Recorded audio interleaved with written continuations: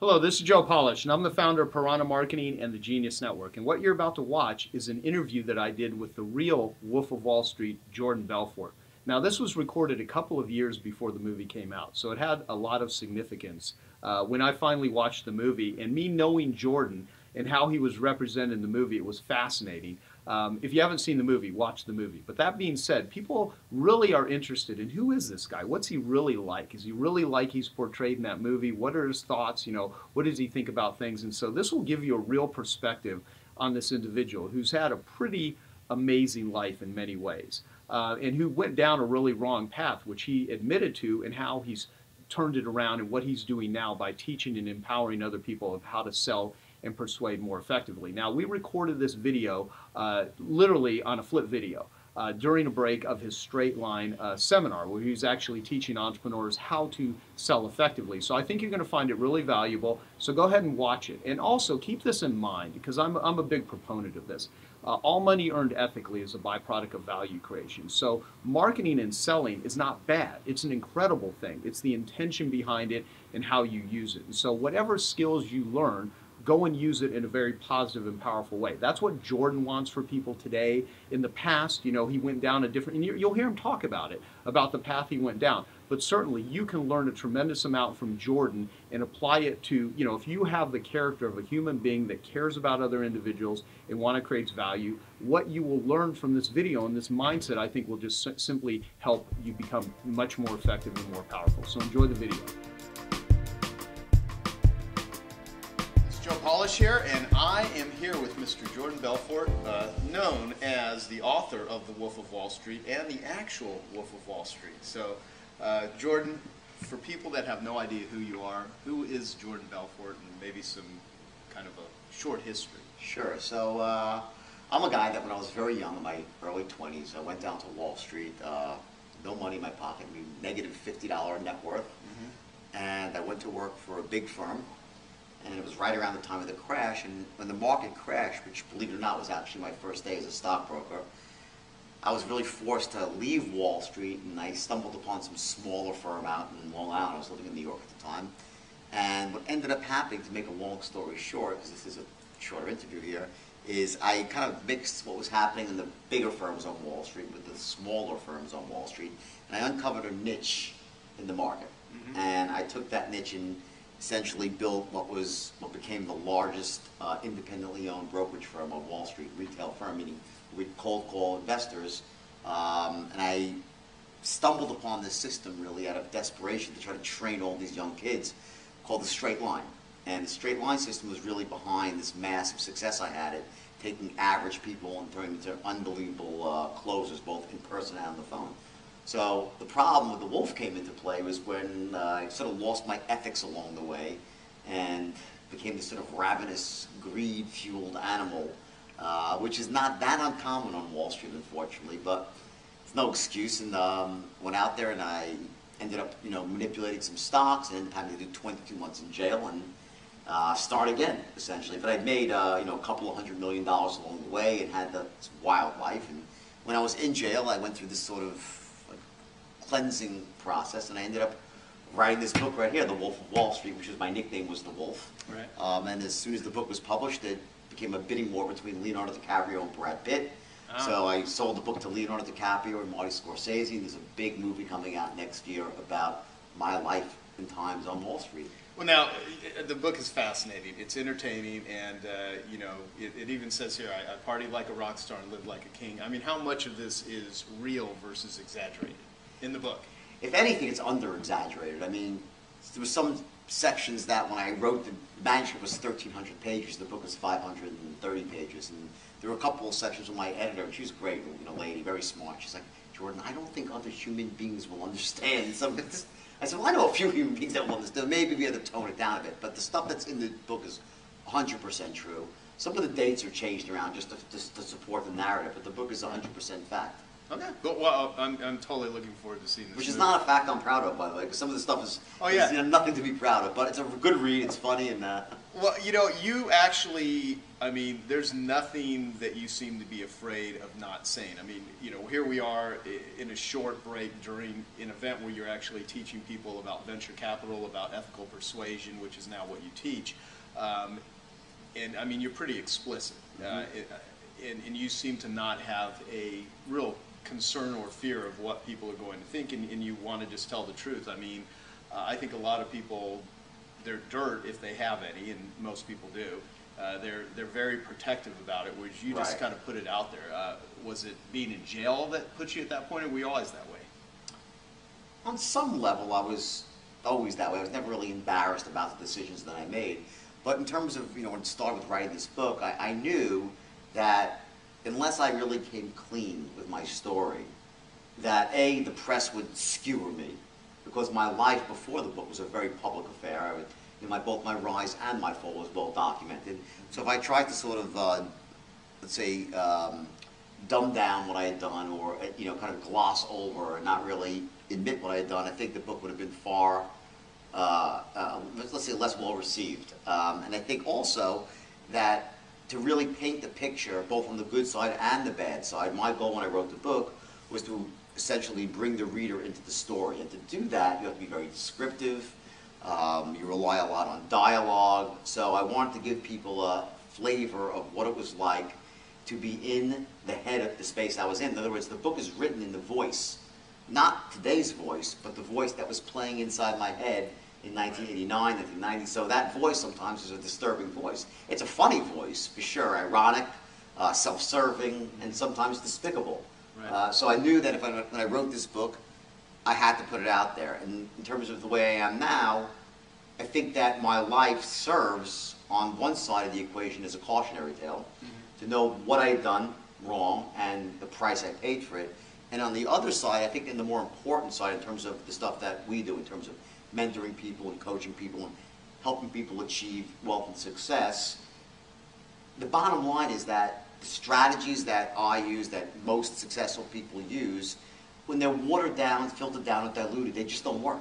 Right. What really works typically is the highest level of a strategy, not the one that's sort of, kind of the key pieces are missing for whatever reason. So I get brutally honest, and I show people that on the bright side of my story is that you can be as low down, the bottom of the barrel, with seemingly no hope.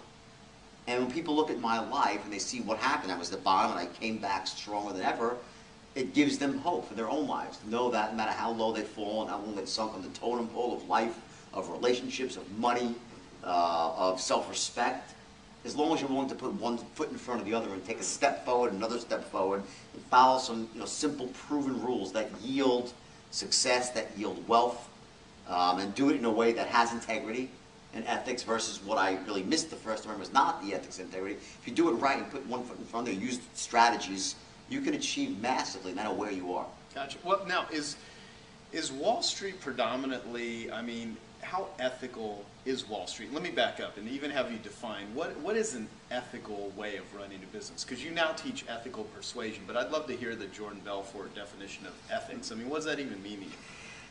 I think, there's lots of definition of ethics. I think on one level, ethics is doing the right thing when no one's looking. Mm-hmm. Yeah. On one side of the equation, that, it's not about whether you'll get caught or whether you won't get caught. It's not about that. It's about doing what's right no matter what.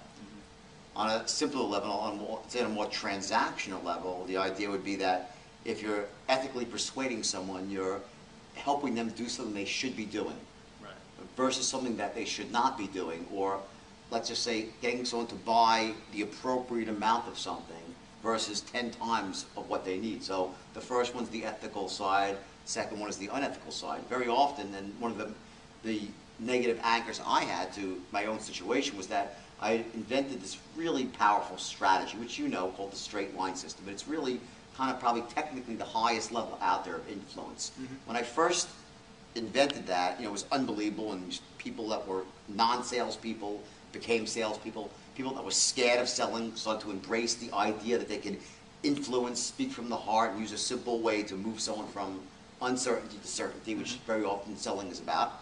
And when I first started my new life, and I got out of jail, and I started getting all these requests to come train, I was like, oh no, the straight line, oh, it's, you know, it's evil, there's no ethics, and that's a load of crap. It's not the system that's broken. What was broken was my ethics were missing from what I was doing. So if you influence somebody to buy a phone and they're in desperate need of a phone, well, hey, great, the price is right, that's a great thing to do. But if they already have a phone and you basically use the system to say your phone stinks, this is the better phone, despite the fact that it's twice the price and has all these features you'll never use, this is the phone you ought to buy. If you don't buy this phone, you know, everyone's going to look at you like you're a fool and blah, all the reasons why you could convince someone. So that's not ethical persuasion. But again, in the right circumstance, getting someone to do something to make a move that empowers them versus disempowers them, well, that's a great thing to do. Okay, great. Thank you. Now, what's your take on the ethics of Wall Street? Back in the day and then currently today? I mean, is it just a, I mean... ethical toilet bowl? Listen, the easy answer, and the answer that most people want to hear, is that Wall Street is devoid of ethics. There are no ethical people on Wall Street. It's all about making as much as you can, as fast as you can, and you don't care who gets hurt along the way. That's what people, I think, on some level want to hear. Yeah, which I don't believe. To make sense of what happened. But in fact, it's not true. There are a lot of ethics on Wall Street. There are. The problem is, if it's 90% ethical and 10% ethical, that 10% kills you every single time. In banking, especially when you're dealing with products like derivatives and credit default swaps with this massive leverage, everything is magnified dramatically.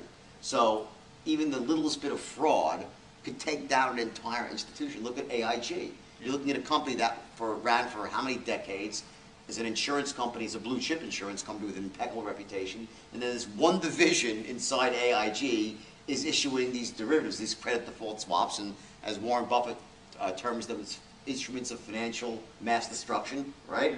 And that little division brought down the entire insurer, as did it bring down Lehman Brothers, as did it bring down Bear Stearns, and forced Merrill Lynch to merge with Bank America, and so on and so on. So the problem is not that there's no ethics on Wall Street, is that the very nature of the business doesn't allow for even the slightest bit of ethical lapse. So I think the lesson to be learned from what happened over the last 5 years or so is that you can't be half pregnant when it comes to ethics. Either you're going to operate in an ethical way or you're not. And if you're not, then ultimately you might make more money over the short term, because you very often can, but in the long term you're going to get slaughtered. So. Gotcha. Okay, now, so having been in the dark side and now gone through it, I mean, because people always have to wonder, can a tiger change its stripes? I mean, really? Can or a leopard change their spots? Yeah, right? Whatever, you know, whatever, a zebra, you know, whatever you want to use as the analogy. I mean, can people really, do they really change? I mean, Good question, and here's the answer. I think the answer is yes, but very, very infrequently. And the way that relates to myself is I don't really view myself as a leopard who changed his spots. In fact, I started off good. I was raised well by a family that had the highest ethical standards. So I started off as a good boy. I didn't go into the world as a sociopath.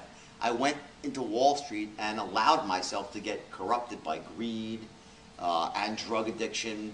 So it wasn't like I was this awful human being from the start. I was a good kid that did everything right, did well in school, and I was really supposed to go one way, and I took a left turn in Albuquerque somehow and ended up in this place where I was doing things I never thought I'd do, right, associating with people I never thought I'd associate with, and it all seemed perfectly okay. So my transition wasn't so much from this awful human being to this pillar of the community. I started off as a pillar of the community, took this left turn in Albuquerque, and then kind of got my compass back later in life, and that's really it's a real more accurate description of my journey. Gotcha. Okay, so for entrepreneurs that are out there, what advice would you give them on really how to get rich or how to get wealthy or just do better? I mean, what's it take? A few things. I mean, on some level, I teach, when I give a seminar, I teach that there basically are two worlds that you need to master in order to really achieve wealth and success at the highest level. And those worlds are the inner world and then the outer world. And the inner world, meaning what happens up here between your ears before you ever go out and take an action in the real world. That would be the outer world, essentially, right? So the four distinctions that are really the crucial distinctions, things that you have to master at a reasonable level And the first is the ability to manage your emotions, your emotional state. And there are certain states of mind, certain emotional states that lead people to massive poverty. States like fear, like greed, uncertainty, confusion, overwhelm. Then there are other states that set you up to be massively successful. States of certainty, states of compassion, states of clarity, states of courage. Right? So the first step is, you could be great as an entrepreneur, meaning you have great business skills, you know how to build a company, you're a great salesperson, a great marketer, but if you're walking around all day long like an emotional basket case, good luck trying to be wealthy and successful. You know, you'll make money, then you'll make bad decisions because you're in a disempowered state, you lose money, right? So you have to learn, not always like a robot, but you have to learn that when it matters, in that key moment, you have to be able to trigger the right state, which is not difficult to do. So I teach people how to do that, when to do it, and why to do that. Second thing is your beliefs, essentially the beliefs that you hold about yourself, about your capabilities, about money, whether you have beliefs that attract money to you or that repel money, whether that you have beliefs that allow you to move through barriers and obstacles, or beliefs that cause you to shy away from barriers and obstacles. And the beliefs that we have really control our actions. We don't typically go at things or do things that we believe we're not good at. We don't take actions if we think we're going to fail. We shy away, and then of course we don't say that we're scared. We come up with a story. So the sort of these negative, these limiting beliefs instigate the telling of bullshit stories to ourselves, right? And it holds us back from success. So the idea is to understand what your core limiting beliefs are, and then to actually break those beliefs. And you can do that. It's not that difficult to do it. Do it in a seminar setting. You break the limiting beliefs, and you essentially empower somebody by helping them install their own beliefs in themselves. In other words, your beliefs are malleable. You can change them. So the idea is to essentially retrofit your beliefs to serve you and your outcomes. In the case of entrepreneurs, it's that money is not the root of all evil, that building a business is possible, that I can learn whatever I need to know, those sort of beliefs, right? Third element on the inner game side is what your personal standards are. Your standards for life, for excellence, or your standards for being average, or you have standards for being extraordinary. And they're all different levels of standards. And on some level, your standard, which is really like a thermostat, it's where you're going to end up. Now, your standards is not a constant where you're like, this is my standard. If you have a standard, in any given moment in time, you'll be slightly above your standard or slightly below your standard. But that standard, it really dictates sort of where you end up over the long term. So there's many people out there, for instance, that they have a standard. They need to make $200,000 a year. So they make $200,000 a year. Because what happens is when they go over that, they back off. Other people have a standard, they make $2 million a year. I won't settle until I make $2 million, right? Those people end up at $2 million. So the idea is that to first realize, what is my standard, and does my standard serve my outcome? Is my standard too low? Is my standard unreasonable? If there's any conflict, there's dissonance between where you want to go and what your actual standard is, then you need to either raise your standard, or sometimes even it could be lowering a financial standard if it's corrupting the rest of your life. Right. But typically what we find is that people have financial standards that are really not serving. They're a little bit low, and they could raise them up. So that's the third thing. Fourth thing I teach on the inner game side is your ability to focus on your outcome, to know where you want to go, to create and build in your mind a bold vision for your future, a vision that inspires you, not a goal. I mean, we all set goals and we abandon them and we set new goals. Goals are great, but on top of your goal, you need something more powerful, something more inspiring, your vision. Right. There's very few people in the world that have a bold vision for their future, and everybody's thirsty for one. So what do if we don't have our own vision? We gravitate towards someone that has a strong vision. As an entrepreneur, as a leader, if you want to be successful really and achieve, you need to A, have a bold vision for your future that inspires you first, and then B, figure out how to communicate that vision, a strategy to make that vision known to everyone around you so they want to buy into it with their time, money, or both. That's inner game stuff, the vision side. Now we flip to the outer game. And these are the skills in the real world that you need to know. Starting with entrepreneurship. It's one thing to say, I'm an entrepreneur. It's very much another thing to actually have the skills required to be an entrepreneur. And just so you know, typically, of course there's exceptions to every rule, but most of the time, it's not like the entrepreneur gene dropped out of the sky and inserted in your DNA. Entrepreneurship is a learned skill. There are certain core business skills that are easy to learn that you have to know, and if you don't know them, you're going to feel pain. So to put it in simple terms, we don't have much time, is that there are two things you need to master as an entrepreneur. Number one, how to fail elegantly. Meaning, how do you start a business or launch a new division or test something, and when you're wrong, the consequences are not that severe. Yeah, they don't kill you. You don't kill yourself. There's a lot of people, they don't know how to do it. They take a shot in life and they just set themselves to get destroyed, right? So learn how to fail elegantly. Not that difficult.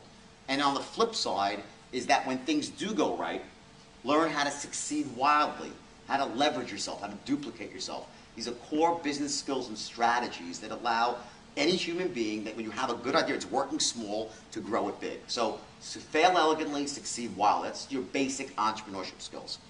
After that, we have our core skill for making money, which is selling, influence, persuasion, which is probably what I'm best known for. The straight lines. How do you really take someone from a place where they're not sure about your good, your service, your product, or you, and make them very, very sure about you, that you're the best things in sliced bread, that your product works, that all that stuff that goes along with that.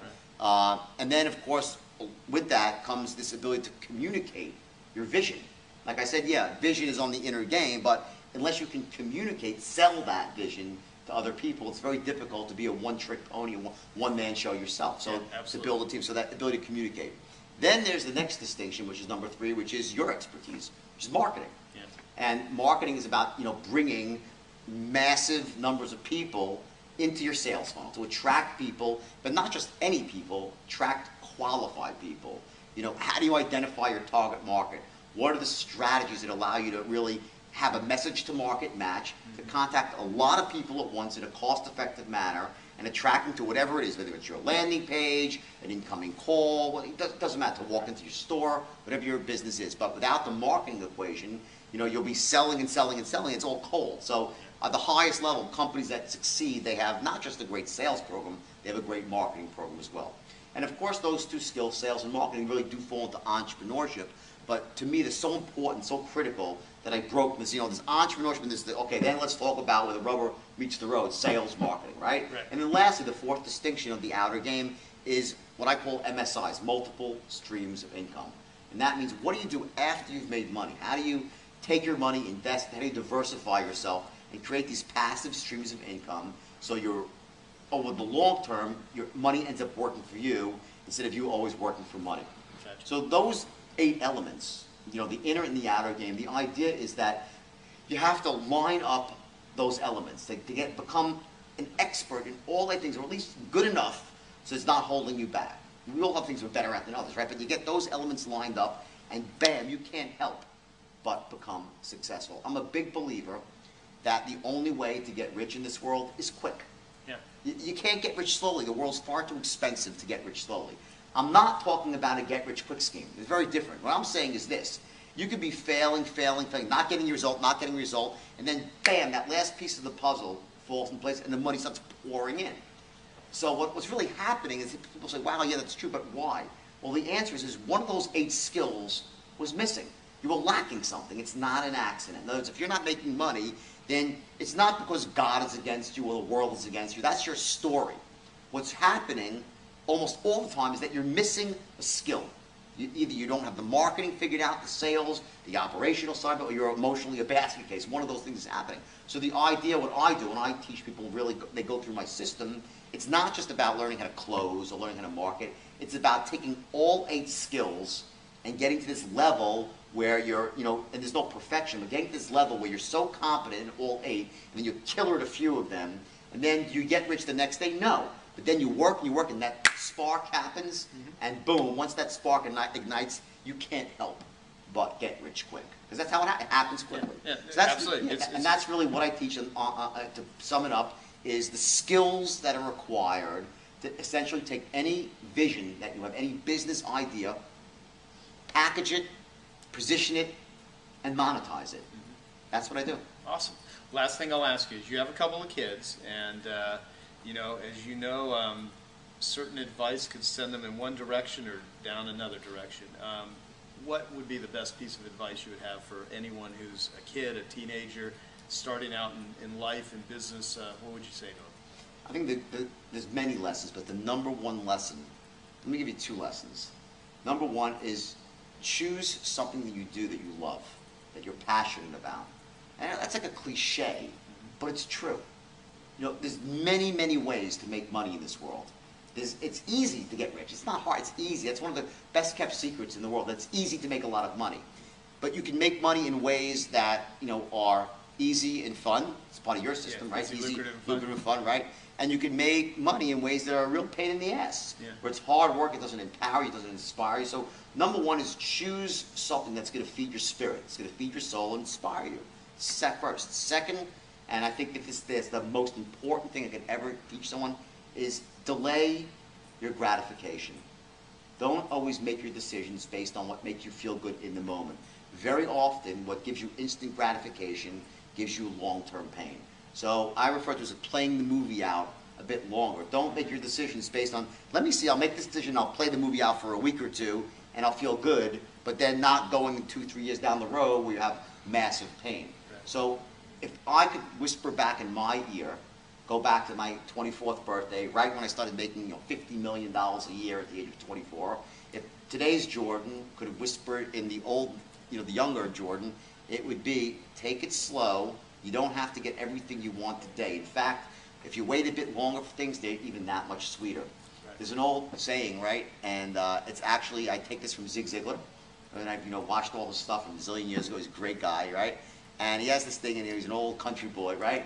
And he goes, you ever have one of those, you know, water pumps? You go to a water pump, he goes, and you're pumping, and you're pumping, you're pumping, and you're pumping, and nothing's happening. You're pumping, and it's hard. You're pumping, what the hell? There's no water coming out. And then finally, you take one pump, and the water starts flowing, and it doesn't stop. So all the work you were actually doing work, and it was productive work, but you're not getting the result. And you're pumping, finally, when the water comes out, it doesn't stop flowing, and the deeper the well, the sweeter the water. Right. And I really believe that, and I've seen it in my own life. I've seen it in the lives of the thousands of people that I've mentored. And you know, when you work hard and you finally achieve and you've done it right, there is no better feeling. I run 10, 12 different companies. I have stakes in different companies. I have, you know, employees all over the world. Lots of things going on. Lots of problems, so to speak, challenges I face all the time. And you know what? When I get into bed at night, there's not one thing that I have to worry about. Meaning, I don't make any decision that I wouldn't want published on the front page of the New York Times. And that's about not taking shortcuts, not playing for the short term, but operating in your own life at the highest ethical standards. So when it seems like all the balls are up in the air, you're like, well, if any one ball falls, you know, I'm not going to be found out, I'm not doing anything wrong. And that's a huge thing, because, you know, we do stuff when we're younger. You know, we were once young, Joe, right? And you do stuff when you're younger, and sometimes you really don't, you know, pace out in the future the consequences. Absolutely. You want to get rich today. And like I said, I'm a big believer that you have to get rich quick. But there's work to be done between here and there, between where you are now and riches. And it starts with getting yourself educated, by learning the skills you have to learn, and then going out there and taking action, and being wrong sometimes, and then trying again, and being wrong again, failing elegantly so it doesn't hurt you, and you maximize on the lessons. And eventually, you take enough shots at something, and you have your skills in place, that one spark hits, and that's it. You're rich. Yeah, awesome. Well, you know, one thing I admire about you is having spent a good quantity of time with you in the last week. You have certainly done a tremendous amount of personal development. You've read a lot. You've really, you know, I mean, your time in jail, I mean, you really went out there and just have absorbed so much stuff. And you know, we've had conversations about what you're doing in Africa to raise money. And so, you know, everything that I've seen the new Jordan do is pretty cool. And so thank you for taking the time to talk about it. Wolf of Wall Street, you know, read the book. Very entertaining. Totally look forward to seeing the movie when it comes out. So thank you, man. A couple of curses in there, so. Oh yeah. If you're easily offended, then easily offended, wrong book. Yeah, awesome. Thank you. Thank you. This is Joe Polish again. I hope you found that interview useful and valuable. And if you did, then share it with other people. And I'd love to hear your insights, and you can post comments on my podcast. I have a couple of different podcasts that I do. I've interviewed over 400 different individuals in my career, mostly entrepreneurs, people like Tony Robbins, Richard Branson, a whole variety of amazing individuals. And you can find links to tons of free content that I make available for entrepreneurs and people that simply want to be more effective at what it is that they're doing. And that's at geniusnetwork.com. So thanks for watching the interview with Jordan, and go out and use the methodologies and the techniques and powerful ways to create value for other people's lives. Thank you.